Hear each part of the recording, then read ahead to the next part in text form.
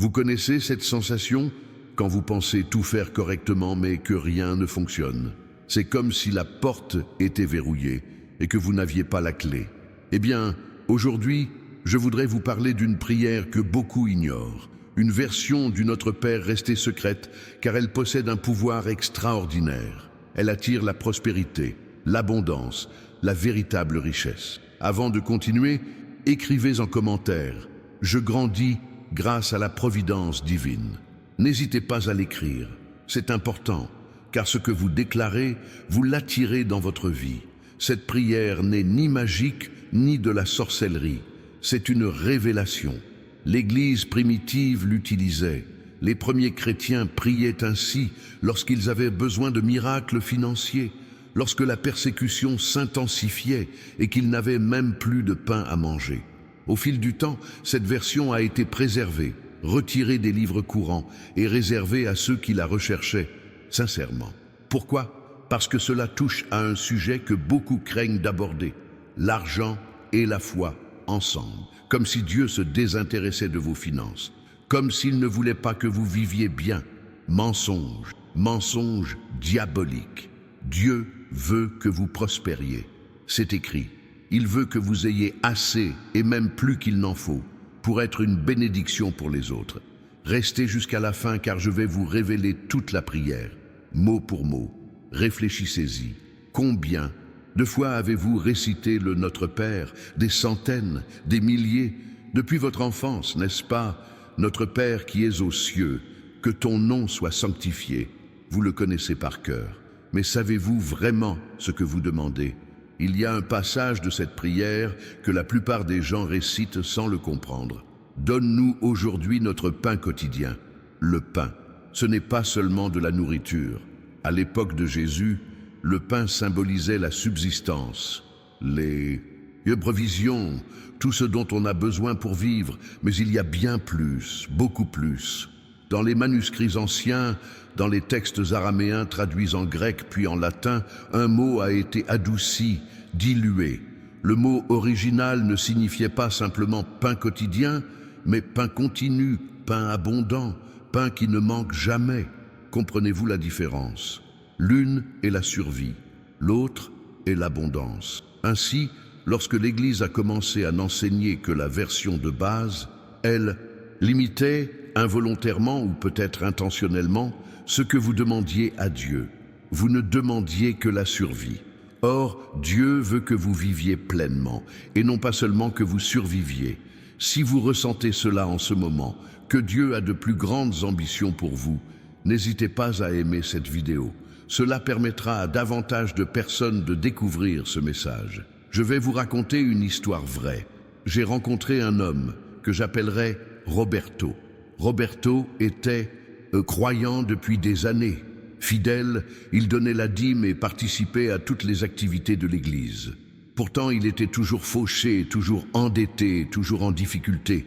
Il priait tous les jours, demandait des choses à Dieu, mais rien ne changeait. Un jour, lors d'une retraite spirituelle, un pasteur âgé l'interpella et lui dit « Tu pries mal ». Roberto était perplexe. Comment pouvait-il prier mal?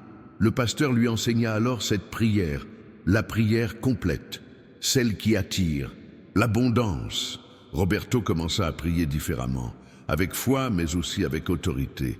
Il proclamait non seulement son pain quotidien, mais aussi l'abondance, la profusion de ressources et la multiplication des richesses. En 3 mois, il reçut une offre d'emploi qui tripla son salaire. En 6 mois, il remboursa toutes ses dettes. En 1 an, il investissait, aidait son prochain et était un instrument de bénédiction. Coïncidence? Non.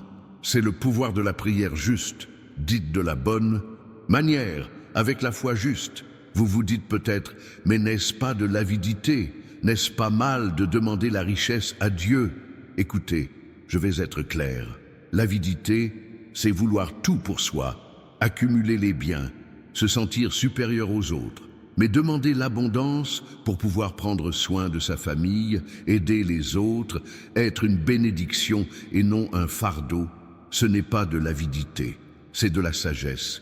Jésus a dit dans Jean 10 qu'il est venu pour que nous ayons la vie et la vie en abondance. Non pas une vie de privation, ni une vie de factures impayées, mais une vie abondante. Et cela inclut l'argent, bien sûr. Alors prions.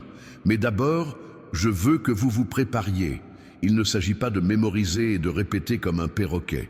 Il s'agit de prier avec votre cœur, en croyant que chaque mot libère une fréquence spirituelle qui ouvre des portes dans le monde invisible.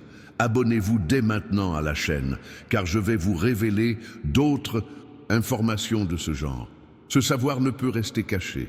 La prière que l'Église n'a jamais révélée commence ainsi. Père céleste, Créateur de toutes choses, toi qui soutiens l'univers par ta parole, je m'approche de ton trône avec gratitude et respect. Je reconnais que tout vient de toi, que chaque souffle est un don, que chaque jour est une nouvelle grâce. Mais aujourd'hui, Père, je viens te demander non seulement le pain quotidien, mais aussi le pain qui déborde, le pain qui nourrit des générations, le pain qui se multiplie comme les 5 pains et les 2 poissons. Je proclame que ta volonté est de me faire prospérer, comme tu fais prospérer mon âme. Que ton nom soit sanctifié dans ma vie par l'abondance qui te glorifie.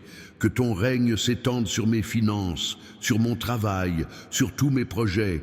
Que ta volonté soit faite sur la terre et sur mon compte bancaire comme au ciel, où il n'y a ni pénurie, ni manque, ni misère. Seigneur, donne-moi aujourd'hui non seulement le nécessaire, mais l'abondance. Non seulement ce qui est suffisant, mais la profusion.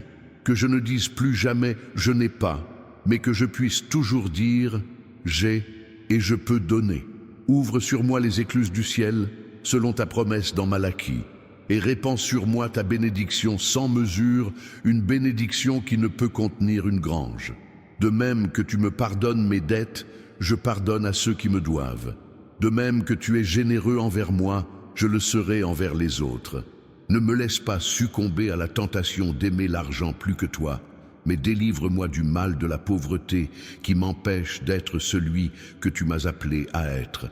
Car à toi appartient le règne, à toi la puissance, à toi toutes les richesses de ce monde et du monde à venir. Tout est à toi et je suis ton fils, ta fille, héritier de tout. Amen. Voilà, c'est la prière.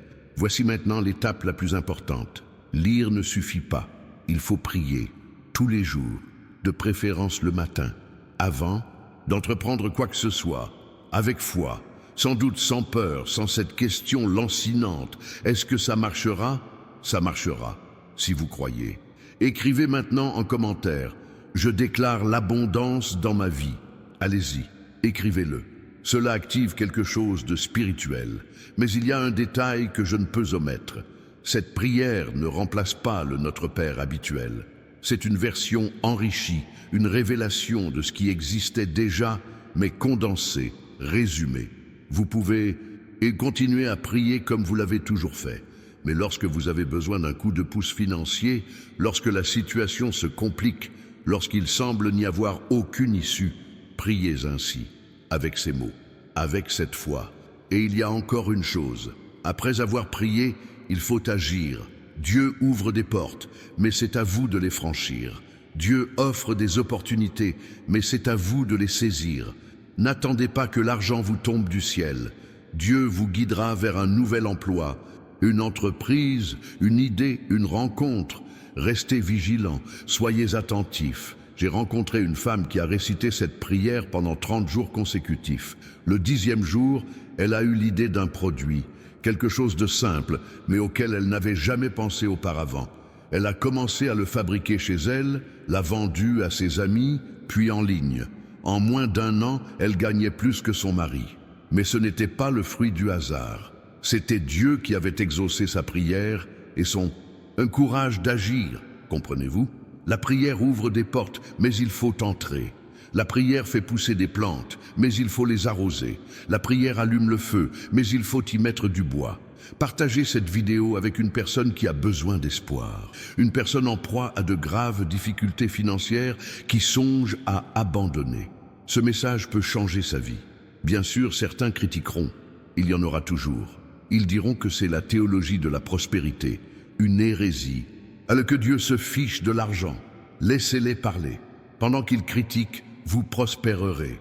Pendant qu'ils débattent de théologie, vous paierez vos factures à temps et vous aiderez même les plus démunis. Car la vérité est simple, Dieu est bon.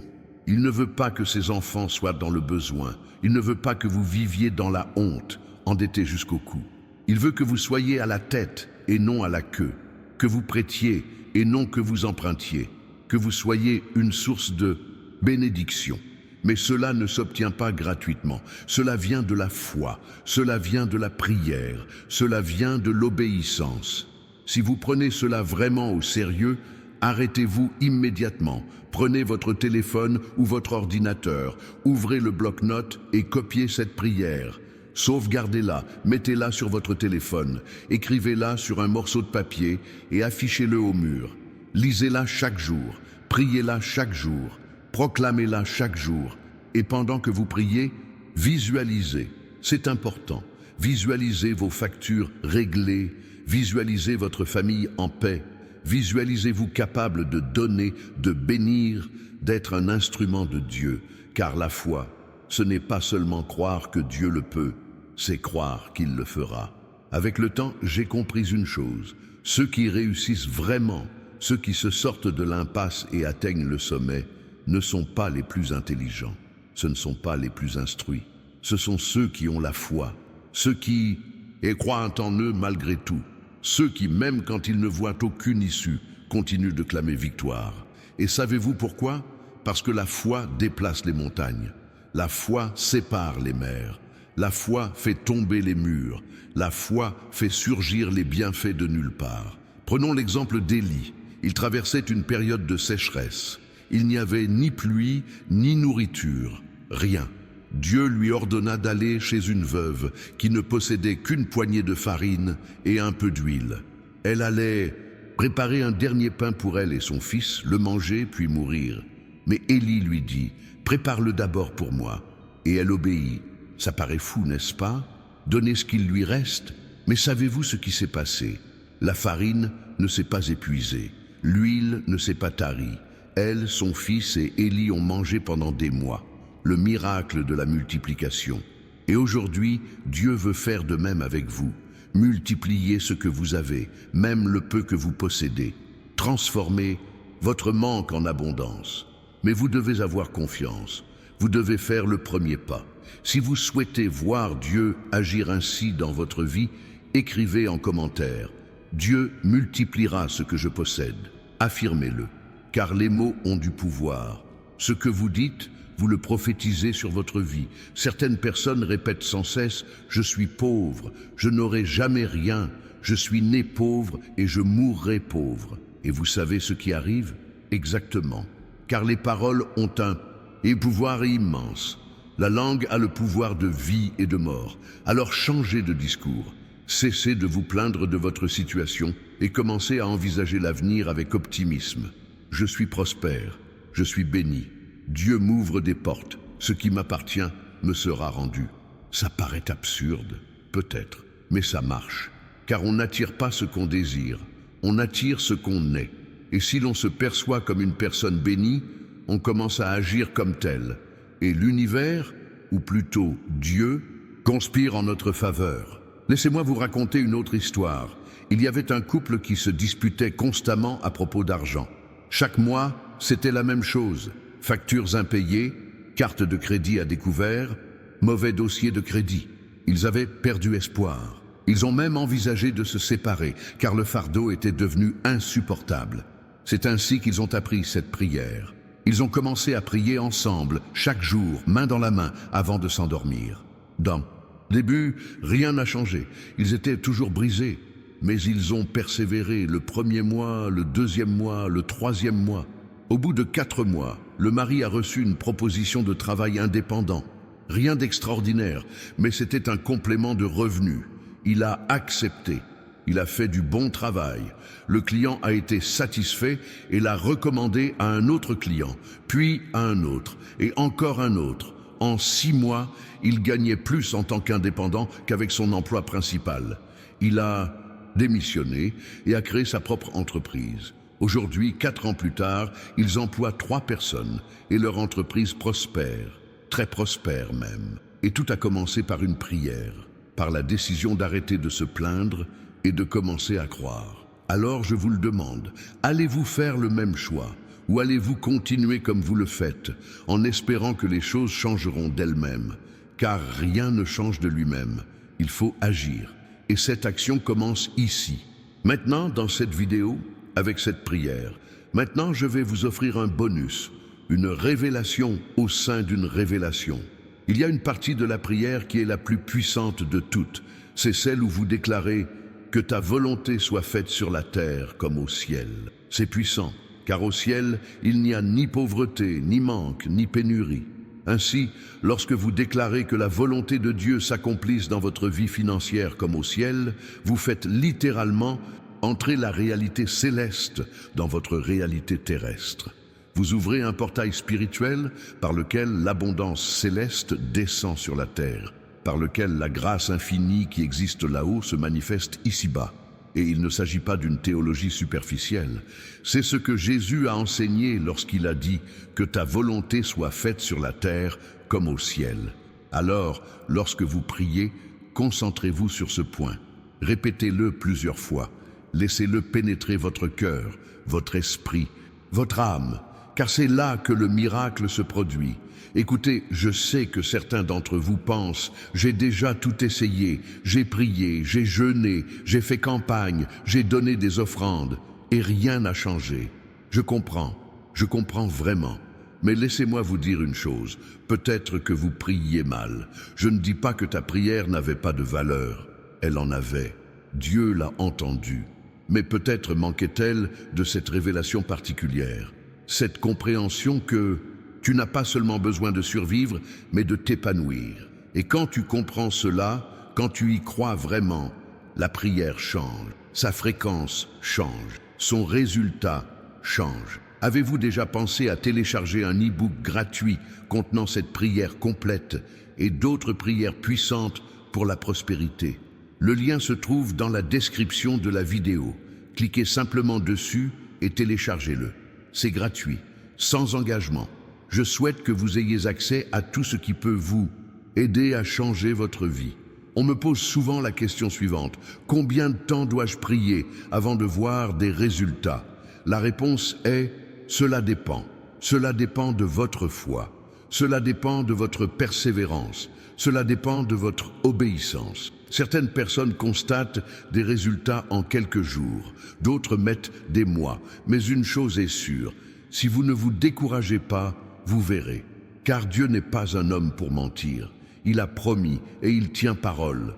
Vous, souvenez-vous de la veuve qui a persévéré auprès du juge jusqu'à ce qu'il lui rende justice. Jésus a raconté cette parabole pour nous enseigner la persévérance. Le juge n'était ni juste ni craignant Dieu, mais il a écouté la femme parce qu'elle n'a pas abandonné. À combien plus forte raison Dieu, qui est juste et qui vous aime, exaucera-t-il votre prière si vous ne renoncez pas? Alors ne vous découragez pas. Priez aujourd'hui, priez demain, priez après-demain. Même quand rien ne semble, échangez, persévérez. Car dans le monde spirituel, les choses sont déjà en mouvement. Simplement, vous ne le voyez pas encore dans le monde matériel. C'est comme planter un arbre. On met la graine en terre, on l'arrose, on en prend soin. Mais on ne voit rien. Une semaine passe, 2 semaines, et toujours rien. Pourtant, là, sous la terre, la graine germe, prend racine, grandit. Et quand on s'y attend le moins, paf, elle lève. Et puis viennent la plante, le fruit, la récolte. Ta prière est la graine. Ta foi est l'eau. Et Dieu est le soleil qui l'a fait croître. Mais il te faut attendre le moment propice. Et pendant ce temps-là, continue d'arroser, continue de prendre soin, continue de croire. Écrivez en commentaire « Je persévérerai jusqu'à ce que je voie mon miracle ».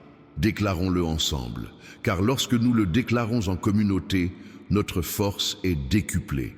Je vais maintenant vous révéler une vérité que peu osent dire.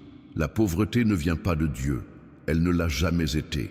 La pauvreté est la conséquence du péché, de la souffrance, de la malédiction qui est entrée dans le monde en Éden. Mais Jésus est venu briser toute malédiction. Il a porté sur la croix non seulement vos péchés, mais aussi votre pauvreté, votre maladie, votre défaite. Ainsi, lorsque vous acceptez Jésus, lorsque vous entrez dans la nouvelle alliance, vous avez le droit légal et spirituel de réclamer la bénédiction. Ce n'est pas de l'arrogance, c'est comprendre l'alliance, c'est connaître vos droits en tant qu'enfant de Dieu. Imaginez un prince qui grandit sans savoir qu'il est prince. Il vit dans la misère, mendie et souffre de la faim. Mais un jour, quelqu'un lui révèle « Tu es le fils du roi, tout ce que possède le roi t'appartient ». Que fait ce prince? Il retourne au palais et revendique ce qui lui revient de droit. Voilà ce que tu es, fils du roi, héritier, et tout ce que possède le père t'appartient.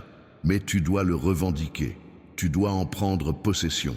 Tu dois entrer au palais et dire « Je suis un fils, je suis un héritier, et je suis venu réclamer ce qui m'appartient ». Et comment y parvenir? Par la prière, par la foi, par la déclaration. Alors levez-vous maintenant, où que vous soyez, et déclarez à haute voix « Je suis enfant de Dieu, je suis l'héritier de toutes choses, la pauvreté n'a pas sa place dans ma vie, je décrète la prospérité, l'abondance, la richesse. Au nom de Jésus, exprimez-vous, déclarez-vous, car vous avez du pouvoir, vous avez de l'autorité. Je dis toujours, Dieu n'a pas de petits-enfants, il n'a que des enfants. Qu'est-ce que cela signifie ? Cela signifie que vous n'héritez pas de la foi de vos parents. Vous n'héritez pas de la bénédiction de votre famille. Vous devez avoir votre propre relation avec Dieu, votre propre foi, votre propre prière. Il est donc inutile d'attendre que quelqu'un prie pour vous. Il est inutile de dépendre du pasteur, du dirigeant ou du prophète. Vous devez chercher par vous-même. Vous devez prier par vous-même. Vous devez croire par vous-même. Et lorsque vous agissez ainsi, lorsque vous prenez en main votre vie spirituelle, c'est là que tout change. Car Dieu respecte ceux qui le cherchent. Dieu honore ceux qui ont soif de lui. Dieu répond à ceux qui crient vers lui. Pensez à cette femme atteinte d'hémorragie. Elle n'a pas attendu qu'on intercède pour elle. Elle est allée elle-même vers Jésus. Elle s'est frayé un chemin à travers la foule, a rampé et a touché le bord de son vêtement. Et Jésus lui a dit, « Ta foi t'a guéri ». Ce n'était pas la foi du disciple, ce n'était pas la foi de la foule, c'était sa foi à elle. Vous devez donc avoir votre propre foi, vos propres convictions, votre propre rencontre avec Dieu. Et cette prière que je vous ai enseignée aujourd'hui est un outil pour cela, pour vous permettre de vous connecter à Dieu d'une manière profonde, authentique et puissante, pour vous permettre d'accéder au trône de la grâce et de recevoir ce dont vous avez besoin. Il ne s'agit pas de mérite, il n'en a jamais été question, car personne ne mérite rien. Il s'agit de grâce, il s'agit d'alliance, il s'agit de ce que Jésus a déjà accompli pour vous sur la croix. Alors, cessez de vous sentir indigne, cessez de penser que vous n'êtes pas à la hauteur, cessez de penser que Dieu ne vous bénira pas parce que vous échouez, parce que vous faites des erreurs, parce que vous n'êtes pas parfait. Personne n'est parfait, mais Dieu vous aime tel que vous êtes. Et il veut vous bénir tel que vous êtes. Mais vous devez tendre la main. Vous devez vous libérer de la culpabilité, de la honte et de la peur. Vous devez tendre votre main vide et laisser Dieu la remplir de bénédictions. Si vous ressentez cela en ce moment, si vous sentez que Dieu vous parle à travers ces mots, n'hésitez pas à liker, à vous abonner à la chaîne et à activer les notifications, car ce n'est que le début. De nombreuses autres révélations sont à venir. Permettez-moi de vous raconter une dernière histoire avant de terminer. Il était une fois un homme toxicomane. Il avait tout perdu, sa famille, son travail, sa maison, sa dignité. Il vivait dans la rue, mendiant et volant pour financer sa dépendance. Un jour, au plus bas, il implora Dieu, « Si tu existes, sauve-moi de là ». Et Dieu l'a entendu. Quelqu'un l'a emmené à l'église. Il a accepté Jésus et est entré dans un centre de désintoxication. Mais, même après sa guérison, il vivait toujours dans la pauvreté, sans espoir. Jusqu'à ce qu'il apprenne cette prière. Et il a commencé à prier, chaque jour, avec foi. En 6 mois, il a trouvé un emploi. 1 an plus tard, il était de retour chez lui, auprès de sa famille. 2 ans plus tard, il avait sa propre entreprise. Aujourd'hui, il possède une chaîne de restaurants et aide d'autres personnes en voie de guérison de leur dépendance. Non seulement Dieu l'a sorti du trou, mais il l'a placé au sommet. Et il veut faire de même pour vous. Peu importe où vous êtes, peu importe ce que vous avez fait, peu importe à quel point vous êtes tombé bas, Dieu peut vous relever, Dieu peut vous restaurer, Dieu peut vous faire prospérer, mais vous devez croire, vous devez prier, vous devez agir. Maintenant, après avoir visionné cette vidéo, vous avez le choix. Vous pouvez la fermer et continuer comme avant. Ou bien, vous pouvez vous approprier cette prière, la réciter chaque jour et voir Dieu transformer votre vie.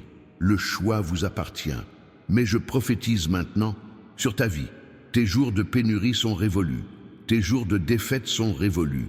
Tes jours de honte sont révolus.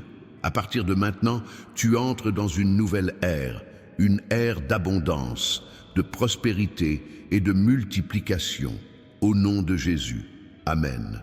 N'oubliez pas de télécharger l'e-book gratuit contenant cette prière et d'autres prières puissantes. Le lien se trouve dans la description. Partagez également cette vidéo. Quelqu'un a besoin de l'entendre aujourd'hui. Un ami, un membre de votre famille, une personne qui a perdu espoir. Envoyez-la lui. Soyez un instrument de bénédiction. Il y a quelque chose que je dois vous dire, et c'est sérieux, très sérieux. Car à quoi bon avoir la bonne prière, les bonnes paroles, si vous ne comprenez pas comment fonctionne le monde spirituel? Et je vais être très direct avec vous. Des forces s'opposent à votre prospérité. Je ne parle pas de théorie, mais de réalité spirituelle. Il existe des démons, oui, j'ai bien dit des démons, qui ont été spécifiquement chargés de vous maintenir dans la pauvreté, de vous barrer la route et de vous fermer vos portes. Vous êtes-vous déjà demandé pourquoi certaines personnes travaillent moins que vous et gagnent plus? Pourquoi des personnes moins qualifiées obtiennent certains emplois? Pourquoi tout ce que vous entreprenez semble échouer? Ce n'est pas de la malchance, ce n'est pas un coup du sort, c'est un blocage spirituel. Et avant que vous ne pensiez que j'exagère, laissez-moi vous l'expliquer. Dans les Écritures, dans le chapitre 10 de Daniel, le prophète pria et la réponse mit 21 jours à arriver. Pourquoi? Parce qu'un prince de Perse, un démon territorial, bloquait la réponse. Sans l'intervention de l'ange Michel, Daniel ne l'aurait jamais reçu. Cela signifie qu'entre vous et votre bénédiction, il y a une guerre, une véritable guerre, invisible, mais bien réelle. Et si vous ne savez pas comment la mener, vous continuerez à perdre. Écoutez bien ceci, lorsque vous commencez à prier, comme je vous l'ai appris, lorsque vous proclamez prospérité, abondance et richesse, c'est le chaos, car le diable sait qu'un croyant prospère est dangereux. Un croyant prospère finance son œuvre. Un croyant prospère aide les autres. Un croyant prospère est libre de servir Dieu sans être entravé par le besoin. Alors, que fait l'ennemi? Il envoie des esprits de pauvreté, d'échec, de blocage. Et ces esprits restent autour de vous, murmurant des mensonges. Tu n'y arriveras pas, tu n'en as pas les capacités, ce n'est pas pour toi. Reste tranquille dans ton coin. Et beaucoup y croient, l'acceptent, abandonnent avant même d'essayer. Mais je suis ici aujourd'hui pour vous dire, vous avez autorité sur ces esprits. Vous avez le pouvoir, au nom de Jésus, de les lier, de les réprimander et de les chasser. Et lorsque vous agissez ainsi, lorsque vous utilisez l'autorité que Dieu vous a donnée, les choses commencent à changer. Je vais vous apprendre quelque chose de pratique. Avant de réciter la prière que je vous ai donnée, vous devez fermer les portes spirituelles. Vous devez rompre tout pacte que vous ou votre famille avez conclu avec la pauvreté, consciemment ou inconsciemment. Comment composer avec la pauvreté? C'est simple. Chaque fois que vous dites « je suis pauvre », vous faites un pacte avec elle. Chaque fois que vous acceptez la défaite avant même de combattre, vous faites un pacte avec elle. Chaque fois que vous dites « ce n'est pas pour moi », vous faites un pacte avec elle. Ces accords donnent à l'ennemi un prétexte légal pour agir dans votre vie. C'est comme ouvrir la porte de votre maison et dire « entrez, faites comme chez vous ». Avant de prier pour la prospérité, il est nécessaire de rompre ces accords. Voici comment procéder. Priez ainsi Au nom de Jésus, j'annule tout accord, conscient ou inconscient, que moi ou ma famille avons conclu avec la pauvreté, la pénurie ou l'échec. Je brise toute parole négative prononcée à mon sujet ou que j'ai prononcée. Je révoque, j'annule, je supprime. Et maintenant, je conclus un nouvel accord, un accord avec la prospérité, l'abondance et la victoire, au nom de Jésus. Dis-le maintenant, dis-le à voix haute, car lorsque tu parles, tu légifères dans le domaine spirituel, tu changes les décrets, tu réécris ton histoire. Il y a une chose que peu de pasteurs osent enseigner, car elle est controversée. Mais je vais vous la dire. Votre famille est peut-être victime d'une malédiction liée à une pauvreté, une malédiction générationnelle. Votre grand-père était pauvre, votre père était pauvre, et maintenant vous l'êtes aussi. Et il semble impossible de briser ce cycle. Mais Jésus est venu briser toute malédiction. Galates 3,13 dit que le Christ nous a rachetés de la malédiction de la loi en devenant malédiction pour nous. Ainsi, toute malédiction, tout lien, tout obstacle issu de votre lignée familiale a été brisé sur la croix. Mais vous devez vous approprier cela. Vous devez déclarer « Toute malédiction de pauvreté héritée de mes ancêtres, je la brise maintenant au nom de Jésus. Je suis une nouvelle créature. Le passé ne me définit pas. J'inaugure une nouvelle lignée, une lignée de bénédiction, de prospérité, de victoire. Et lorsque vous faites cela, lorsque vous brisez ces chaînes, vous ne vous libérez pas seulement vous-même. Vous libérez vos enfants, vos petits-enfants, les générations futures. Il y a un autre point important, la dîme. Je sais que ce sujet dérange beaucoup de gens. Certains pensent que c'est un moyen pour l'Église de soutirer de l'argent.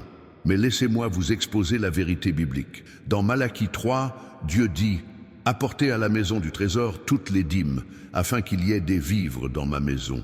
Mettez-moi à l'épreuve là-dessus, dit le Seigneur Tout-Puissant, et vous verrez si je n'ouvre pas pour vous les écluses du ciel, si je ne répands pas sur vous la bénédiction en abondance. » C'est une promesse. Mais il y a une condition, donnez la dîme. Et puis il y a un ordre, mettez-moi à l'épreuve. Dieu dit, mettez-moi à l'épreuve. Voyez si je ne tiens pas ma promesse. Beaucoup désirent la bénédiction mais refusent de donner la dîme. Ils veulent que les écluses du ciel soient ouvertes mais restent les mains fermées. Cela ne fonctionne pas ainsi. Il faut semer pour récolter. C'est un principe spirituel. Écoutez, je ne dis pas qu'il faut donner la dîme à une église riche ou à un pasteur qui possède un jet privé. Je dis qu'il faut honorer Dieu avec ce qui lui appartient. Les 10 premiers pourcents sont à lui. Ils ne sont pas à vous. En les gardant, vous le volez. Et alors, aucune prière ne sera efficace. Alors, si vous voulez que la prière que je vous ai enseignée soit efficace, si vous souhaitez voir un miracle financier dans votre vie, commencez à donner la dîme. Et faites-le avec joie, non à contre-cœur, car Dieu aime celui qui donne avec joie. Je connaissais un jeune homme totalement opposé à la dîme. Il la considérait comme de l'exploitation. Pourtant, il était toujours fauché, toujours endetté, jusqu'à ce qu'il lise Malachie 3 et décide de mettre Dieu à l'épreuve. Il commença à donner la dîme, même s'il n'avait pas grand-chose. Le premier mois, rien ne changea. Le deuxième mois, rien non plus. Mais au troisième mois, il obtint une promotion au travail, une augmentation de près de 50%. Au sixième mois, il reçut un héritage dont il ignorait même l'existence. Dès la première année, il avait déjà acheté une voiture. Et aujourd'hui, il affirme « c'est la meilleure décision de ma vie ». Il ne s'agit pas de donner de l'argent à l'Église. Il s'agit d'obéir à Dieu et de recevoir sa bénédiction. Il y a un autre point que je dois aborder, l'offrande. L'offrande est différente de la dîme. La dîme est une obligation. L'offrande est volontaire, mais l'offrande a un pouvoir immense.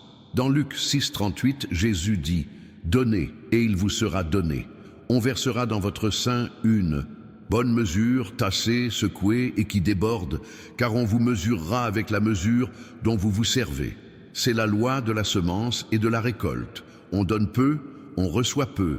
On donne beaucoup, on reçoit beaucoup. On donne généreusement, on reçoit généreusement. Et le secret, ce n'est pas seulement donner, c'est donner avec foi. C'est donner en espérant récolter. C'est donner en sachant que c'est une graine qui se multipliera. Certaines personnes donnent parce que le pasteur l'a demandé, parce que tout le monde donne, ou parce qu'il serait mal de ne pas le faire. Ce n'est pas une offrande, c'est une obligation sociale. Une véritable offrande vient du cœur. On constate un besoin et l'on ressent le désir d'aider. On voit l'œuvre de Dieu et l'on veut y contribuer. On voit quelqu'un traverser une épreuve et l'on souhaite être un instrument de bénédiction. Et quand vous donnez ainsi, Dieu vous le rend au centuple. Vous pouvez en être certain. Je vais vous révéler quelque chose que vous ignorez peut-être. Il y a une différence entre richesse et prospérité. La richesse, c'est posséder de l'argent. La prospérité, c'est le bien-être dans tous les domaines. Santé, relations, sérénité, épanouissement personnel et bien sûr, finances. Il existe des gens riches et malheureux. Ils ont de l'argent mais pas de paix. Leurs comptes en banque sont bien garnis, mais leurs familles sont brisées. Ils ont le succès, mais pas de but dans la vie. La prière que je vous ai enseignée n'est pas seulement pour que vous deveniez riches, elle est pour que vous prospériez. Et prospérer, c'est trouver l'équilibre, avoir suffisamment et même plus, avoir la sécurité, avoir la liberté, avoir les moyens de bien vivre et d'aider les autres. À quoi bon avoir 1 million à la banque si l'on est malade? À quoi bon le succès si l'on a perdu sa famille en chemin? À quoi bon la gloire si l'on ne trouve pas la paix? Ainsi, lorsque vous priez, vous ne priez pas seulement pour de l'argent. Vous priez pour une prospérité complète, la santé, la paix, des relations saines, un but clair et bien sûr, la sécurité financière. Et il y a autre chose. La prospérité n'est pas seulement faite pour que vous en profitiez. Elle est faite pour que vous soyez un instrument entre les mains de Dieu. Elle est faite pour que vous financiez son œuvre. Elle est faite pour que vous aidiez les nécessiteux. Elle est faite pour que vous soyez une source de bénédiction. Je pose toujours une question. Si Dieu vous donnait $1 million aujourd'hui, qu'en feriez-vous? La réponse en dit long sur votre cœur. Si votre première pensée est « je vais acheter une voiture, une maison, voyager », alors votre cœur n'est pas encore prêt. Mais si vous pensez « je vais aider ma famille, je vais investir dans l'œuvre de Dieu, je vais créer des projets pour aider les autres », alors votre cœur est en harmonie avec celui de Dieu. Et alors, oui, il peut vous confier des richesses, car Dieu ne donne pas d'argent à ceux qui le gaspillent. Il le donne à ceux qui le gèrent bien, le font fructifier et l'utilisent pour sa gloire. Maintenant, laissez-moi vous dire quelque chose qui va vous affecter. Il y a des gens qui prient pour votre échec. Oui, vous avez bien entendu, il y a des gens qui ne veulent pas vous voir réussir. Il y a des gens qui envient votre réussite. Il y a des gens qui souhaitent votre défaite. Ces prières, ces pensées négatives créent une atmosphère pesante autour de vous. C'est comme un nuage noir qui obscurcit votre vision, vos opportunités et votre foi. Mais savez-vous ce qui est plus puissant qu'une prière d'envie? Une prière de foi. Lorsque vous priez avec foi, lorsque vous déclarez que des bénédictions sont sur votre vie, vous dissipez ce nuage, vous brisez ces chaînes, vous annulez ces décrets. De plus, vous pouvez toujours prier pour ceux qui vous envient. Vous pouvez bénir ceux qui vous maudissent. Et ce faisant, vous désarmez l'ennemi, car il ne s'y attend pas. Il s'attend à ce que vous ripostiez, que vous vous mettiez en colère, que vous jouiez son jeu. Mais lorsque vous répondez par la bénédiction, vous gagnez. Si vous savez que quelqu'un vous veut du mal, ne perdez pas votre temps avec ça. Priez pour cette personne, souhaitez-lui du bien et concentrez-vous sur votre réussite, car votre succès est la meilleure des réponses.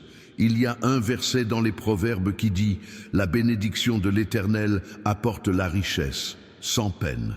C'est magnifique, car cela signifie que lorsque Dieu vous fait prospérer, cette prospérité ne s'accompagne ni de culpabilité, ni de fardeau, ni de problème. Elle s'accompagne de paix. Contrairement aux richesses terrestres qui apportent souvent souffrance, stress, trahison et corruption, la prospérité divine est pure.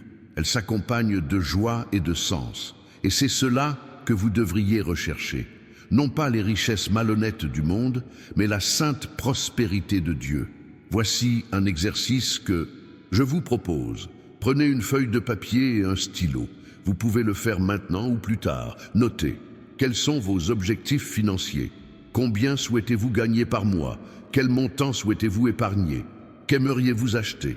Que souhaitez-vous accomplir? Notez tout, en détail. Soyez précis. N'écrivez pas « je veux être riche ». Écrivez plutôt « je veux gagner 10 000 par mois ». Je veux avoir 50 000 d'économies dans 2 ans. Je veux acheter une maison de 3 chambres dans le sud. Pourquoi est-ce important? Parce qu'on ne peut atteindre une cible invisible. Il faut savoir clairement ce que l'on veut. Et en l'écrivant, on le matérialise, on le concrétise. On donne à sa foi un objectif à atteindre. Après avoir écrit, priez pour chaque point. Présentez-le à Dieu. Demandez-lui sagesse, discernement et soutien. Puis, agissez. Faites votre part. Travaillez. Étudiez. Formez-vous. Saisissez les opportunités. Car Dieu ne fera pas pour vous ce que vous pouvez faire vous-même. Il fera ce que lui seul peut faire. Il ouvrira des portes que nul autre ne peut ouvrir. Il vous offrira des opportunités insoupçonnées. Il multipliera le peu que vous possédez. Mais vous devez posséder ce peu. Vous devez commencer. Vous souvenez-vous de la parabole des talents? Jésus a raconté cette histoire. Un homme confia des talents à ses serviteurs. L'un en reçut 5, l'autre 2, et le troisième 1. Ceux qui en avaient reçu 5 et 2 les firent fructifier. Celui qui n'en avait reçu qu'un l'enterra. À son retour, le maître félicita ceux qui avaient multiplié le grain et réprimanda celui qui l'avait enfoui. Pourquoi? Parce que Dieu attend de nous que nous utilisions ce qu'il nous donne. Alors, qu'avez-vous entre les mains en ce moment? C'est peut-être peu de choses. Ce n'est peut-être qu'un talent, mais utilisez-le, investissez-y, développez-le. Et Dieu vous en donnera davantage. Certains attendent d'avoir beaucoup d'argent pour se lancer, mais ça ne marche pas comme ça. On commence avec peu, et en utilisant ce peu, Dieu vous fait davantage confiance. J'ai rencontré une femme qui rêvait d'avoir sa propre boutique de vêtements, mais elle n'avait pas les moyens de louer un local, d'acheter des articles, rien. Alors, elle a commencé à vendre en ligne. Elle a acheté 5 articles, les a photographiés et mis en ligne. Ils se sont vendus. Elle en a acheté 10 autres. Ils se sont vendus aussi.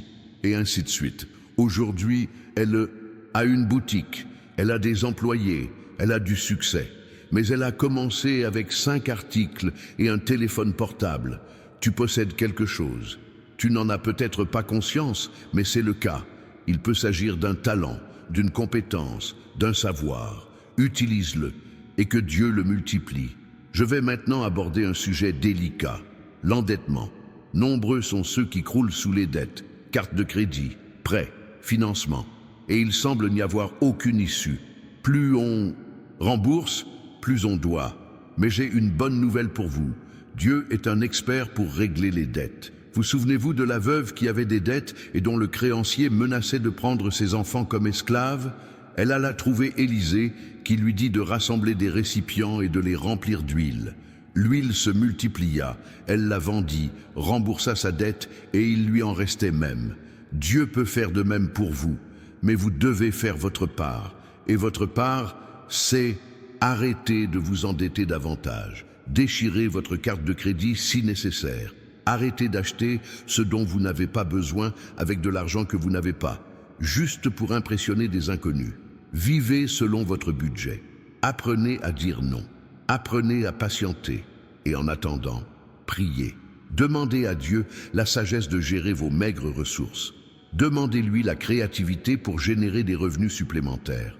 Demandez-lui de vous ouvrir des opportunités. Et un point important, négociez vos dettes. Beaucoup de gens ont honte d'appeler leur banque ou leur créancier pour tenter de négocier. Pourtant, il faut le faire. Expliquez votre situation. Proposez un accord. La plupart des créanciers préfèrent recevoir moins que rien du tout. Alors, ne fuis pas, ne te cache pas. Affronte la situation avec courage, avec foi, et rembourse petit à petit, jusqu'au jour où tu seras libre. Et une fois libéré de vos dettes, vous ressentirez une paix oubliée. Vous dormirez d'un sommeil profond. Vous vous réveillerez sans cette oppression à la poitrine. vous vivrez pleinement. Il y a une vérité que je dois vous dire. L'argent ne fait pas le bonheur, mais son absence est source de beaucoup de malheur. Ainsi, lorsque nous prions pour la prospérité, ce n'est pas parce que nous pensons que l'argent est essentiel, mais parce que nous savons qu'il résout bien des problèmes. Cela permet de régler le loyer impayé, de remplir le frigo, d'acheter les médicaments nécessaires, d'inscrire son enfant à l'école et surtout d'avoir l'esprit tranquille en sachant qu'en cas d'urgence, vous savez comment y faire face. Il n'y a donc rien de mal à vouloir de l'argent. Ce qui est mal, c'est d'aimer l'argent plus que Dieu. Ce qui est mal, c'est de tout faire pour l'argent. Ce qui est mal, c'est de sacrifier ses valeurs, sa famille, sa santé pour l'argent. Mais rechercher la prospérité honnêtement, par le travail, la prière et la confiance en Dieu, est non seulement juste, mais aussi sage. Il y a dans la Bible une histoire qui me touche profondément, celle de Jabez. Il pria: si seulement tu me bénissais abondamment, si seulement tu étendais mon territoire, si seulement ta main était avec moi, et si seulement tu me préservais du mal. Et Dieu lui accorda ce qu'il avait demandé. Voyez cette prière si puissante. Il a demandé d'abondantes bénédictions, la prospérité et la protection.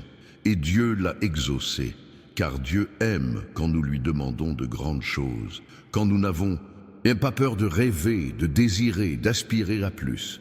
Bien sûr, cela doit se faire avec humilité. Ce n'est pas de l'arrogance, c'est de la foi. C'est la confiance que Dieu est capable de faire bien plus que ce que nous demandons ou imaginons.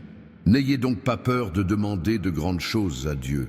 N'ayez pas peur de rêver en grand, car le Dieu que vous servez est grand. Et il n'est pas limité par votre vision étriquée.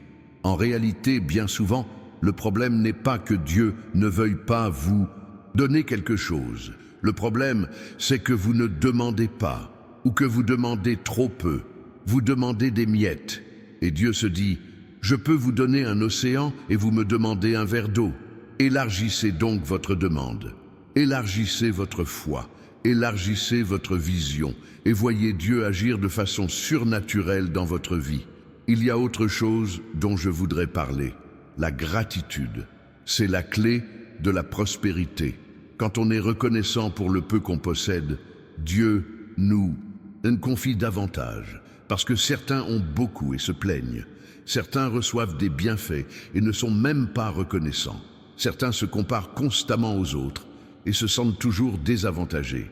Mais lorsque vous choisissez la gratitude, lorsque vous rendez grâce pour ce que vous avez, même si c'est peu, lorsque vous reconnaissez que même l'air que vous respirez est un don de Dieu, alors vous entrez dans une fréquence de bénédiction.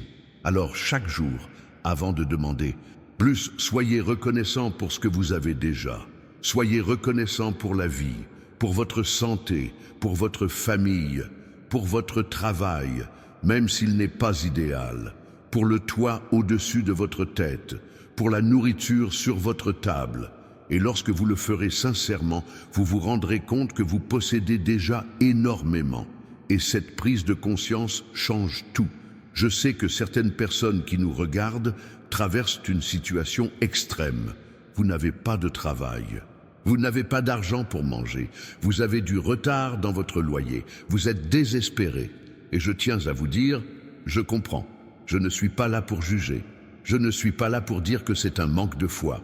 Parfois, la vie est vraiment difficile. Parfois, tout s'écroule et on ne sait pas comment se reconstruire. Mais même dans cette situation, même dans ce désert, Dieu ne vous a pas abandonné. Il est là, il voit, il sait, et il pourvoira à vos besoins. Vous souvenez-vous d'Élie, au torrent de Kérit? Il fuyait, se cachait sans nourriture, et Dieu envoya des corbeaux pour le nourrir, des corbeaux, des oiseaux impurs, apportant de la nourriture à un prophète. Cela montre que Dieu utilise tous les moyens pour subvenir à vos besoins. Alors ne renoncez pas, ne perdez pas espoir, continuez de prier, continuez de chercher, continuez de lutter, car votre victoire approche, votre miracle est en route. En attendant, faites ce que vous pouvez. Cherchez du travail, acceptez ce qui se présente, même si ce n'est pas ce dont vous rêviez. N'hésitez pas à demander de l'aide si besoin. Il n'y a aucune honte à cela. Nous avons tous besoin d'aide à un moment ou un autre. Écoutez, j'ai remarqué quelque chose au fil des ans en discutant avec toutes sortes de gens. La plupart savent ce qu'il faut faire pour se sortir de leurs difficultés financières. Ils savent qu'ils doivent travailler plus, dépenser moins, épargner, investir. Mais même en le sachant, ils ne le font pas. Vous, savez pourquoi ? Parce qu'il y a quelque chose de plus profond qui les retient. Vous avez des croyances limitantes profondément ancrées dans votre esprit. Des croyances qui ont été semées dans votre enfance. Des choses que vous avez entendues de vos parents, de vos grands-parents, de la société. Des choses comme « l'argent ne pousse pas sur les arbres »,« les riches ne s'enrichissent qu'en volant »,« les pauvres qui travaillent honnêtement ne réussiront jamais dans la vie », ceux qui sont nés pour gagner un sou ne gagneront jamais 1000 réaux. Ces phrases semblent anodines, mais elles créent une prison mentale. Elles vous font croire que vous ne le méritez pas, que vous en êtes incapable, que vous n'y arriverez pas. Et tant que ces croyances persistent dans votre subconscient, vous aurez beau prier, travailler sans relâche, vous continuerez à saboter votre propre réussite. Avant toute chose, il vous faut identifier ces croyances et les déconstruire. Comment ? En les remplaçant par les vérités bibliques. Chaque fois que la pensée « je ne mérite pas d'être riche » vous traverse l'esprit, répondez « je suis enfant de Dieu et héritier de toutes choses ». Chaque fois que la pensée « ce n'est pas pour moi » vous vient à l'esprit, répondez « je peux tout faire grâce à celui qui me fortifie ». C'est un combat mental et il faut gagner ce combat chaque jour, plusieurs fois par jour, jusqu'à ce que les nouvelles vérités l'emportent sur les vieux mensonges. J'ai découvert un concept qui a changé ma vie, la différence entre la mentalité de rareté et la mentalité d'abondance. Une personne ayant une mentalité de rareté perçoit le monde comme s'il n'y avait pas assez pour tout le monde. Elle est donc en compétition, envieuse, et s'accroche à ce qu'elle possède par peur de le perdre. Une personne qui cultive un état d'esprit d'abondance croit avoir plus qu'il n'en faut pour tout le monde.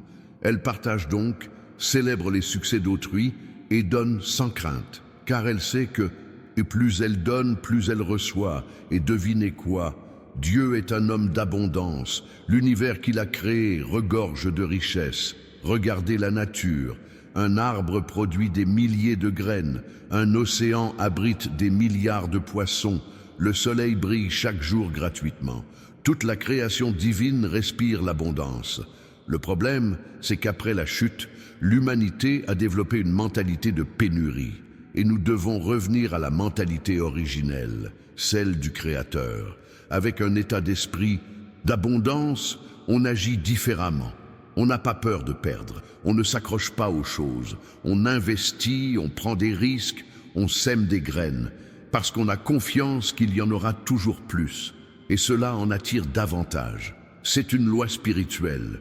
Ce que vous croyez, vous le créez. Il existe un concept fondamental souvent mal compris. La foi n'est pas la pensée positive. Ce n'est pas du développement personnel. Il ne s'agit pas de répéter sans cesse « je suis riche, je suis riche », alors qu'on a des factures d'électricité impayées et qu'on n'a même pas de quoi manger.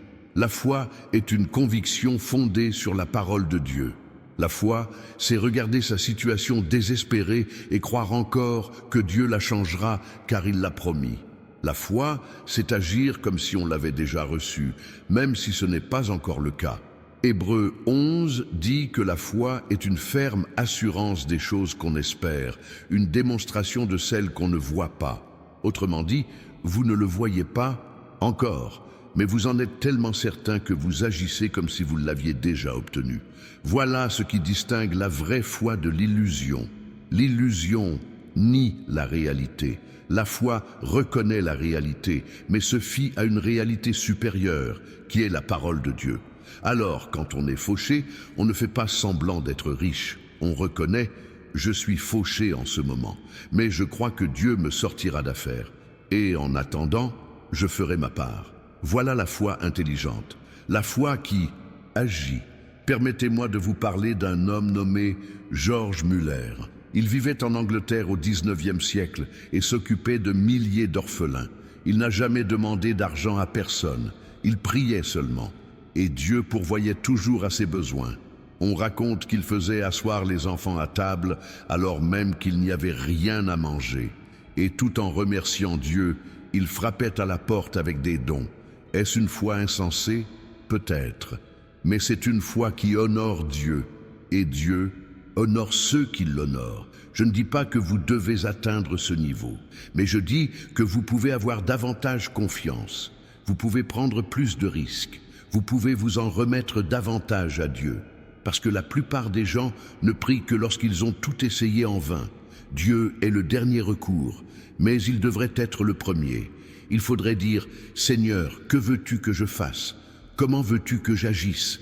Quelle voie veux-tu que je prenne?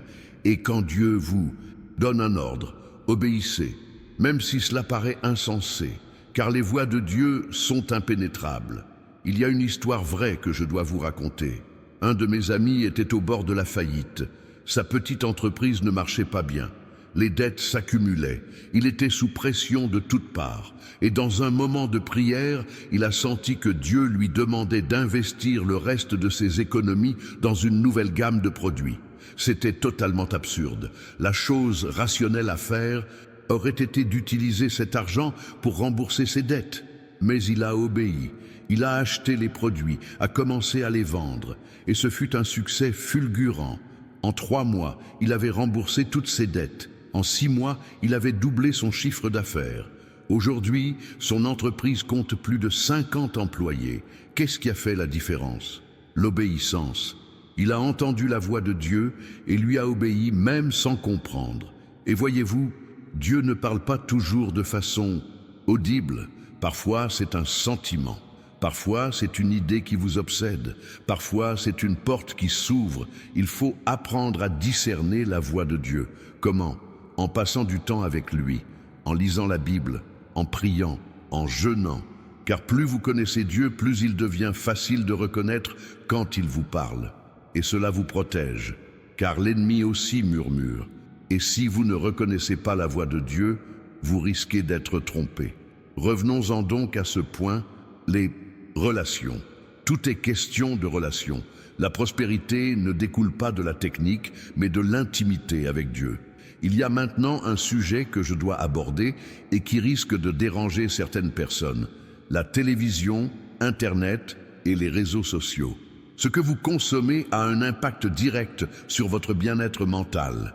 Si vous passez toute la journée à regarder de mauvaises nouvelles, à voir des gens se plaindre de l'économie, à voir des tragédies, des crises, du chômage, cela vous imprègne l'esprit et crée un climat de peur et de pénurie. En revanche, si vous consommez du contenu édifiant, si vous lisez la Bible, si vous écoutez des témoignages de victoire, si vous regardez des messages de foi, cela crée un climat d'espoir et de possibilités. Il est donc essentiel de filtrer ce qui entre dans votre esprit, car votre esprit est le champ où l'on sème les graines. Et ce que l'on sème, on le récolte. S'aimer la peur, c'est récolter la paralysie. S'aimer le doute, c'est récolter l'échec. S'aimer la foi, c'est récolter la victoire. C'est aussi simple que ça. Alors, faites un peu de ménage. Arrêtez de suivre les personnes négatives sur les réseaux sociaux. Arrêtez de regarder des émissions qui ne parlent que de malheur. Arrêtez d'écouter de la musique qui parle de défaite, de pauvreté et de souffrance. Je sais que ça peut paraître exagéré, mais ça ne l'est pas, car ce que vous laissez entrer dans votre esprit façonne votre réalité. Il existe une version dans l'Épître Philippiens qui dit « Enfin, frères et sœurs, tout ce qui est vrai, tout ce qui est noble, tout ce qui est juste, tout ce qui est pur, tout ce qui est aimable, tout ce qui est digne d'admiration, tout ce qui est excellent et digne de louange, que vos pensées se portent sur ces choses. » Voici le filtre. Si le produit ne passe pas ce filtre, il ne sera pas autorisé à entrer. Et lorsque vous aurez effectué ce nettoyage mental, vous constaterez que votre disposition d'esprit change, votre humeur s'améliore, votre foi se renforce. Par conséquent, vos actions et vos résultats changent également. Parlons maintenant d'un aspect pratique, la gestion du budget. Nombreux sont ceux qui ignorent tout de leurs revenus et de leurs dépenses. Ils vivent dans le flou financier. Et puis, à la fin du mois, l'argent a disparu sans qu'ils sachent où il est passé. Vous devez maîtriser la situation. Vous devez savoir précisément combien vous rentrez et combien vous dépensez. Et ce n'est pas difficile. Prenez un carnet, une application, un tableur, peu importe. Et notez tout. Chaque euro qui rentre, chaque euro qui sort. Faites cela pendant un mois. Puis, à la fin, analysez vos dépenses. Vous serez surpris de constater combien d'argent vous dépensez inutilement. Un café par-ci, un encas par-là, un achat impulsif ailleurs. Autant de petites choses qui, mises bout à bout, représentent une somme considérable. Et une fois ces fuites identifiées, vous pouvez les colmater. L'argent qui vous filait entre les doigts commence alors à rester dans votre main. Mais pour cela, il faut de la discipline. Et la discipline, c'est comme un muscle. Plus on l'exerce, plus elle se renforce. Tout commence par de petites choses. Vous dépensez peut-être 30 réaux par jour en café à l'extérieur. Cela représente 900 réaux par mois, soit près de 1000 réaux, rien que pour le café. Imaginez maintenant si vous prépariez votre café à la maison. Vous économiseriez facilement 800 réaux. Et en un an, cela représente près de 10 000 réaux. 10 000 réaux que vous pouvez utiliser pour rembourser vos dettes, investir ou constituer un fonds d'urgence. Cela vous paraît insignifiant? Détrompez-vous, car la prospérité se construit au quotidien grâce à de petites décisions. Ce n'est pas un événement ponctuel, c'est un mode de vie. Certains diront « je travaille dur, je mérite cette pause café, ce petit plaisir ». Et je suis d'accord, vous le méritez. Mais il faut se demander, ce plaisir éphémère en vaut-il vraiment la peine? Ou vaut-il mieux y renoncer maintenant pour avoir une vie meilleure à l'avenir? C'est un choix, et vous seul pouvez le faire. Mais je vous garantis une chose, chaque fois que vous privilégiez la discipline au plaisir immédiat, vous investissez dans votre avenir, et cet investissement sera rentable. Il existe un concept financier appelé intérêt composé. Il s'agit du phénomène où l'argent que vous investissez génère des revenus qui, à leur tour, génèrent d'autres revenus et ainsi de suite. Au fil du temps, cela crée un effet boule de neige. Il en va de même pour les décisions. Chaque bonne décision engendre un résultat positif et ce résultat vous incite à prendre d'autres bonnes décisions et ainsi de suite, jusqu'à ce que vous soyez sur une trajectoire ascendante. Mais l'inverse est également vrai. Chaque mauvaise décision engendre un résultat négatif qui vous démotivera et vous poussera à prendre d'autres mauvaises décisions. Et vous vous retrouvez alors pris dans un cercle vicieux. Vous devez donc choisir consciemment la bonne spirale. Écoute, personne n'est parfait. Tu vas faire des erreurs, tu vas tomber. Mais l'important, c'est de se relever, de se secouer et de continuer, car l'échec, ce n'est pas tomber, c'est rester au sol. Il y a une histoire dans la Bible à propos d'un homme nommé Jabbok. Non, attendez, ce n'est pas Jabbok, c'est Jacob. Il lutta avec l'ange toute la nuit. Et même avec la hanche déboîtée, il refusa de le lâcher. Il dit, « Je ne te lâcherai que si tu me bénis. » Voilà la persévérance, voilà la détermination, voilà le fait de ne pas abandonner avant d'avoir obtenu ce que l'on désire. Et Dieu apprécie cela. Il apprécie que nous ne renoncions pas, que nous persévérions, que nous luttions jusqu'au bout, car beaucoup abandonnent au premier refus, au premier obstacle, à la première difficulté. Mais les vainqueurs sont ceux qui persévèrent, ceux qui continuent, malgré la difficulté, ceux qui se relèvent même après une chute. Il y a un point que je tiens à clarifier. La prospérité n'est pas instantanée. Elle ne se construit pas du jour au lendemain. C'est un processus, quelque chose qui se construit. Vous n'allez pas prier aujourd'hui et vous réveiller millionnaire demain. C'est possible, Dieu peut le permettre. Mais en général, ça ne se passe pas comme ça. C'est plutôt un processus étape par étape, brique par brique. Et il faut être patient. Il faut faire confiance au processus. Il faut célébrer les petites victoires. Vous avez payé une facture à temps, félicitations. Vous avez réussi à économiser 50 réaux ce mois-ci, félicitations. Vous avez reçu un compliment au travail, félicitations. car ces petites victoires sont les germes de la grande victoire à venir. Et lorsque vous célébrez, lorsque vous êtes reconnaissant, vous gardez le moral, vous entretenez votre foi, vous gardez votre espoir vivant. Mais certaines personnes ne font que se plaindre. Elles ne voient que ce qui manque, que ce qui a mal tourné. Et alors, cette personne vit dans un nuage de négativité qui attire encore plus de négativité. Alors, changez de perspective. Cessez de vous focaliser sur ce qui vous manque et commencez à apprécier ce que vous possédez déjà. Arrêtez de vous plaindre de ce qui n'a pas fonctionné et commencez à être reconnaissant pour ce qui a fonctionné. Et vous verrez que votre vie regorge déjà de belles choses. Tant de raisons d'être reconnaissant. Il y a une pratique que je fais chaque jour et que je recommande à tout le monde, tenir un journal de gratitude. Avant de m'endormir, j'y note 3 bonnes choses qui me sont arrivées dans la journée. Cela peut être n'importe quoi, d'un sourire reçu à la conclusion d'une affaire.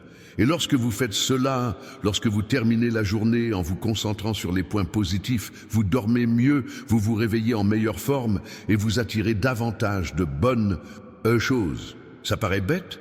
Essayez pendant 30 jours et vous verrez la différence. À présent, parlons d'un sujet souvent négligé, la santé physique. Quel est le lien avec la prospérité? Tout. Si vous êtes malade, vous ne pouvez pas travailler correctement. Vous manquez d'énergie. Vous avez du mal à vous concentrer. Et cela affecte directement votre productivité et vos revenus. Prendre soin de son corps n'est donc pas de la vanité. C'est un investissement. C'est de la sagesse. Il faut bien manger. Pas besoin de régime drastique, évitez simplement la malbouffe, privilégiez les aliments naturels et limitez les produits transformés. Buvez de l'eau, dormez bien, faites de l'exercice. Je sais que quand on est fauché, on a l'impression de manquer de temps et d'argent. Mais pas besoin d'une salle de sport hors de prix. On peut marcher, on peut faire du sport à la maison, on peut cuisiner des plats simples et sains, encore moins chers que les plats à emporter. C'est une question de priorité. En prenant soin de votre corps, vous avez plus d'énergie, plus de vitalité et une meilleure clarté mentale. Tout cela se traduit par une productivité accrue, de meilleurs résultats et une plus grande prospérité. Alors ne négligez pas votre santé, c'est votre outil de travail. Il y a un autre élément important, les relations. Les personnes que vous fréquentez influencent directement votre réussite. Si vous fréquentez des personnes négatives, des personnes qui ne font que se plaindre, des personnes qui vous tirent vers le bas, vous serez influencé par elles. Vous commencerez à penser et à agir de la même manière et vous obtiendrez les mêmes résultats. Mais si vous vous entourez de personnes positives, de personnes ambitieuses, de personnes qui aspirent à progresser, vous serez tiré vers le haut. Vous commencerez à voir plus grand, à agir mieux et à obtenir de meilleurs résultats. Choisissez donc avec soin les personnes que vous fréquentez. Choisissez avec soin les personnes avec lesquelles vous passez votre temps. Je ne dis pas qu'il faut abandonner tout le monde, mais je dis qu'il faut être sélectif. Il faut consacrer plus de temps à ceux qui vous aident à progresser et moins de temps à ceux qui vous freinent. Parce que vous êtes la moyenne des 5 personnes avec lesquelles vous passez le plus de temps. Observez les 5 personnes les plus proches de vous. Analysez leur vie, analysez leurs résultats, car il y a fort à parier que vous obtiendrez des résultats similaires. Si ces 5 personnes sont pauvres, sans le sou et sans avenir, vous finirez comme elles. Mais si elles sont prospères, ont réussi et sont animées d'une mentalité de croissance, vous progresserez avec elles. Est-ce cruel? Peut-être, mais c'est réel. Alors, si vous voulez changer de vie, vous devriez peut-être changer de cercle social. Et voyez-vous, ce n'est pas de l'égoïsme, c'est prendre soin de soi. Car on ne peut aider personne si on se laisse aller soi-même. En réalité, lorsque vous prospérez, lorsque vous vous épanouissez, vous devenez capable d'aider ceux qui ont été laissés pour compte. Mais avant tout, il faut sortir de l'impasse. Il y a un mot dont je dois parler, le temps. Le temps est votre ressource la plus précieuse que l'argent, car l'argent, on peut le récupérer. Le temps, lui, est irremplaçable. Alors, comment occupez-vous votre temps? Regardez-vous la télévision 4 heures par jour? Passez-vous des heures à faire défiler les fils d'actualité des réseaux sociaux? Consacrez-vous des heures à bavarder et à méditer? Si la réponse est oui, vous gaspillez la ressource la plus précieuse dont vous disposez. Les personnes qui réussissent ne regardent pas la télévision. Elles ne passent pas leur temps sur les réseaux sociaux. Elles utilisent leur temps de manière stratégique. Elles lisent, elles étudient, elles travaillent sur des projets, elles investissent dans des relations importantes. Alors, faites une analyse honnête. Combien de temps perdez-vous chaque jour? 1 heure? 2? 3? Imaginez maintenant si vous consacriez ce temps à l'apprentissage d'une nouvelle compétence, à un projet personnel, à l'étude des investissements ou à la lecture d'ouvrages qui vous permettraient de vous épanouir. Dans 1 an, vous seriez une personne complètement différente, avec des connaissances différentes, avec des compétences différentes, avec des résultats différents. Mais cela exige des sacrifices, cela exige de renoncer au confort, cela exige de la discipline. Et la plupart des gens ne sont pas prêts à, c'est exact. La plupart des gens privilégient le confort immédiat. Ils préfèrent s'installer confortablement sur le canapé et regarder une série. Et il n'y a rien de mal à cela. Chacun choisit son mode de vie. Mais si vous voulez quelque chose de différent, vous devez faire quelque chose de différent. C'est aussi simple que ça.